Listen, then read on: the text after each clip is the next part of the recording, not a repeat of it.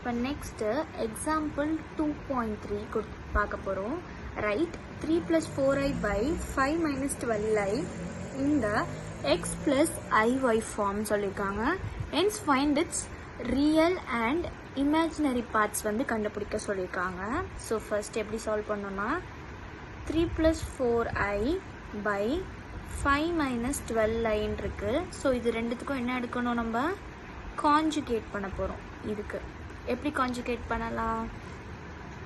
3 + 4i by 5 - 12i இது கூட வந்து இதோட கான்ஜுகேட் என்ன?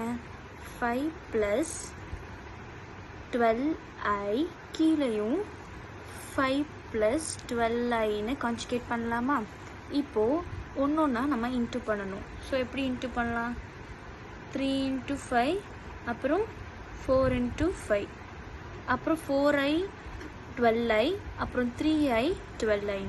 So 4 5s are 15. 3 × 5 15, 4i × 5 20i.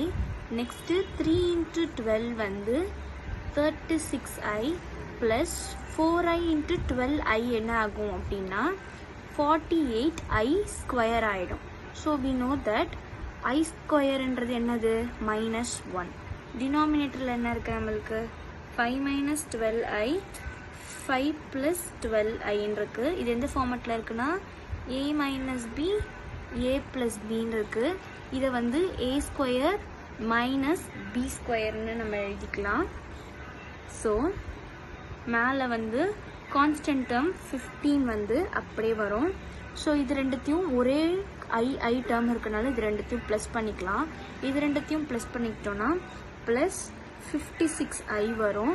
So 48 × i² - 1. அப்போ இது என்ன ஆகும்? -48 அப்படின்னு சொல்லிட்டு நம்மளுக்கு வரும். டினாமினேட்டரில் என்ன இருக்குது? 5², அதாவது a² பதில் 5²ம் இங்கே ஆல்ரெடி மைனஸ் இருக்குது. மைனஸ் ஆஃப் மைனஸ் என்ன வந்துடும் நம்மளுக்கு? ப்ளஸ் 12i² சொல்லிட்டு வந்துடும். ஸோ இப்போ இந்த ரெண்டு டேர்மையும் வெறும் கான்ஸ்டன்ட் டேர்ம்ஸை மைனஸ் பண்ணோம் அப்படின்னா -33 ப்ளஸ் 56i வரும். டினாமினேட்டரில் 5² வந்து 25 ப்ளஸ் 12² × i1 இருக்கு. i²ன்றது என்னது? -1. ஸோ 12² வந்து 44. ஸோ மைனஸ் ஆஃப் மைனஸ் என்ன ஆகும் அப்படின்னா 44 அப்படியே ஆகிடும், ப்ளஸ் 44 ஆகிடும். So -33 plus 56i divided by 55 plus 144 வந்து 169. இப்போது இதிலிருந்து ரியல் பார்ட் அண்ட் இமேஜினரி பார்ட்டை ஸ்ப்ளிட் பண்ணோம். எப்படி? x plus iy.